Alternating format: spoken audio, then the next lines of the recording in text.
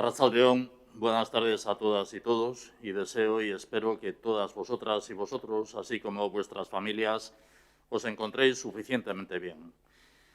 Solicité esta reunión y agradezco su convocatoria, pero pensaba sinceramente que era con otro objetivo. Lo escuchado hasta el momento bien podría haberse tratado en un consejo interterritorial. Me ha sorprendido escuchar que mañana, día 23, se reunirá en Consejo de Ministros de manera extraordinaria para adoptar medidas que ya están decididas. Estamos sufriendo una sexta ola, como toda Europa, con la realidad de la variante Ómicron. Las tasas de incidencia son las más altas de toda la pandemia. La presión hospitalaria, aunque menor que en olas anteriores, es creciente y la situación afecta a la atención primaria. Lo mejor que podemos hacer en este momento es poner en común estrategia, que no estrategias políticas, poner en común criterios y poner en común medidas. Las comunidades autónomas no disponemos de herramientas suficientes. Las herramientas disponibles y su cobertura jurídica son insuficientes.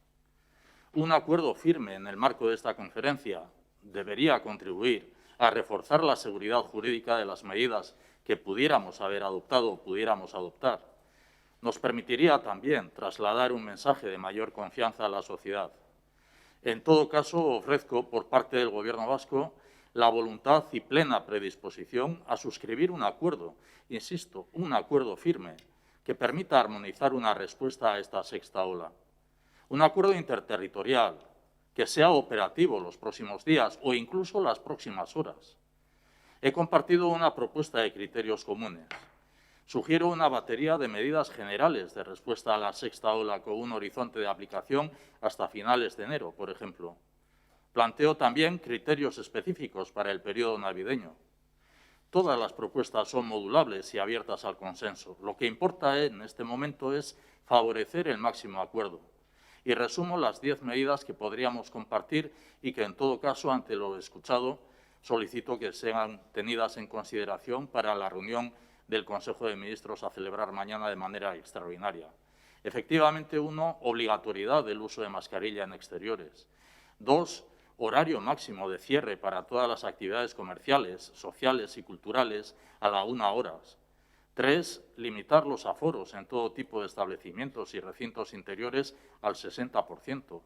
4, limitar los aforos en grandes eventos sociales, culturales o deportivos en exteriores al 50%. 5, impedir el consumo de pie y limitar las agrupaciones por mesa a un máximo de 10 personas en establecimientos de hostelería y restauración, así como en ocio nocturno. 6, limitar los grupos a un número máximo de 10 personas en la práctica deportiva en interiores. 7, establecer que en los días señalados y festivos del periodo navideño el horario de actividad cultural o social y de los establecimientos comerciales y de hostelería finalice a las 21 horas, con la excepción de los restaurantes que podrían servir cenas hasta las 23:30 horas de la noche, así como, lógicamente, de las estaciones de servicio o farmacias. 8, establecer que en los días señalados y festivos el horario de apertura de establecimientos comerciales y de hostelería se realice a partir de las 8 horas de la mañana.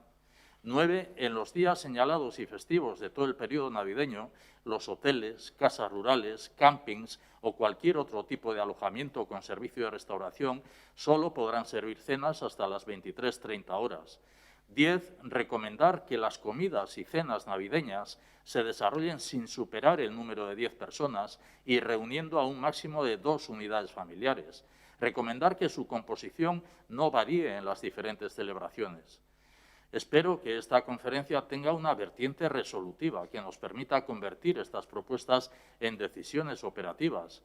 Un acuerdo firme, insisto, constituiría una respuesta acorde a lo que nuestra sociedad espera y necesita en un momento como el que vivimos. Este acuerdo, con unas medidas claras, proyectaría un mensaje de confianza a la sociedad.